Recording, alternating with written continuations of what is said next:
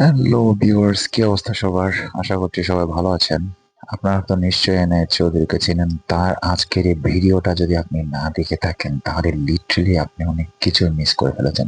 যারা বাংলাদেশ ক্রিকেটকে অনেক দিন ধরে ফলো করছেন, বাংলাদেশ ক্রিকেটকে মন থেকে ভালোবাসেন, তারা যদি এই একটা ভিডিও দেখেন আপনার অনেক কিছুই ক্লিয়ার হয়ে যাবে এবং আপনি বুঝতেই পারবেন না যে আসলে বাংলাদেশ ক্রিকেটের ভেতরে ভেতরে কি চলছে, যেটা আমি দেখে লিটারালি শকড।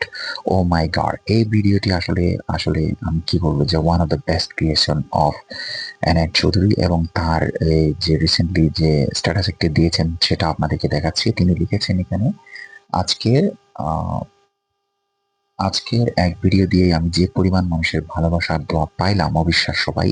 এটা জাস্ট শুরু। আগেই বলছি, আগেই অনেক কথা বাকি আছে। এই ভিডিওতে ক্লিয়ার করা সম্ভব না, একদম ছাই দিয়ে ধরা হবে। এই ভিডিওটা ওইসব সাংবাদিক ভাইদের সাহস জাগানোর জন্য যারা কথা বলতে চান কিন্তু পারেন না ওই সিন্ডিকেটের কারণে। আমি আপনাদের ভয়েস হবো, আপনারা যা বলতে পারো না আমাকে ফিড করেন। এটা তিনি একটা ইমেল অ্যাড্রেস দিয়েছেন। আপনার নিজেদের চাকরির জন্য হয়তো ভয়ে মুখ খোলেন না এদের বিরুদ্ধে, কিন্তু আমার কোনো পিছুটান নাই। এক্ষেত্রে জনমানুষের পক্ষে কথা বলতে কথা দিলাম, আপনাদের ভয়েস হবো আমি। জাস্ট আগায় আসেন খালি। সত্যি তিনি আসলে যে ভিডিওটা তৈরি করেছেন, আপনারা যারা মিস করেছেন ওনার প্রোফাইলে গিয়ে জাস্ট ভিডিওটা চেক করে আসেন ভাই। ভাই কি ভিডিও বানাইছে ভাই! এই ভিডিওর মধ্যে আসলে তিনি জাস্ট মুখ উন্মোচন করে দিছে কিছু সাংঘাতিকের, যারা কিনা 5-8 বেশি ভালোবাসে।